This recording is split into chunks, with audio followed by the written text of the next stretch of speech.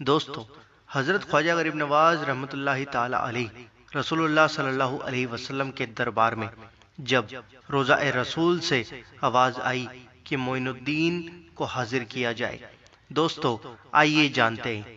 مکہ معظمہ سے روانہ ہو کر حضرت خواجہ غریب نواز رحمۃ اللہ تعالی علیہ مدینہ منورہ آئے اور بڑی عاجزی سے دربار رسول اللہ میں حاضری دی۔ روزانہ مسجد نبوی میں 5 وقت کی نماز پڑھتے اور زیادہ تر وقت روضہ اقدس کے قریب حاضر رہ کر درود و سلام پیش کرتے رہتے۔ ایک دن صبح کے وقت نماز فجر پڑھنے کے بعد پوری مسجد نبوی کے نمازی روضہ اقدس کے قریب درود و سلام پڑھ کر ادب و احترام سے رخصت ہوتے جا رہے تھے کہ اچانک آواز آئی، معین الدین کو بلاؤ۔ روضہ مبارک کے شیخ نے مسجد کے محراب میں کھڑے ہو کر آواز دی، معین الدین حاضر ہو۔ اس مجمع میں جتنے بھی معین الدین نام کے شخص موجود تھے، شیخ کی آواز پر لبیک لبیک کہتے ہوئے حاضر ہو گئے۔ اب شیخ حیران ہے کہ کس معین الدین کو سرکار نے بلایا ہے۔ معلوم کرنے پر حضور صلی اللہ علیہ وسلم نے فرمایا، معین الدین چشتی کو حاضر کرو۔ خواجہ معین الدین چشتی لبیک لبیک کہتے ہوئے شیخ کے قریب پہنچ گئے۔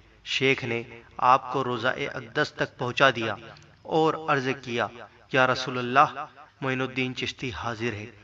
روضہ اقدس کا دروازہ اپنے آپ کھل گیا اور ارشاد نبوی صلی اللہ علیہ وسلم ہوا، اے قطب المشائخ اندر جاؤ۔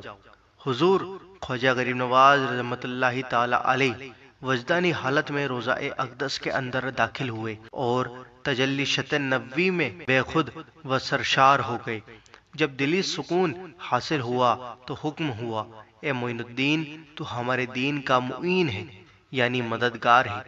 ہم نے ہند کی خلافت تجھے عطا کی، ہندوستان جا اور اجمیر میں قیام کر، وہیں سے تبلیغ اسلام کرنا۔ خواجہ غریب نواز رحمۃ اللہ تعالی علیہ بڑے ادب و احترام سے روضہ اقدس سے باہر نکلے۔ آپ پر ایک خاص کیفیت طاری تھی۔ جب اس حالت سے بیدار ہوئے اور دلی سکون مل گیا تو آپ کو فرمانے رسالت یاد آیا، مگر حیران تھے کہ ہندوستان کدھر ہے اور اجمیر کہاں ہے۔ اسی فکر میں تھے کہ شام ہو گئی اور سورج ڈوب گیا۔ عشاء کی نماز کے بعد آنکھ لگی اور آپ سو گئے۔ خواب کی حالت میں ہندوستان کا نقشہ اور اجمیر کا منظر آپ کے سامنے تھا۔ جب نیند سے آنکھ کھلی تو سجدہ شکر ادا کیا اور روضہ اقدس پر حاضر ہو کر تحفہ درود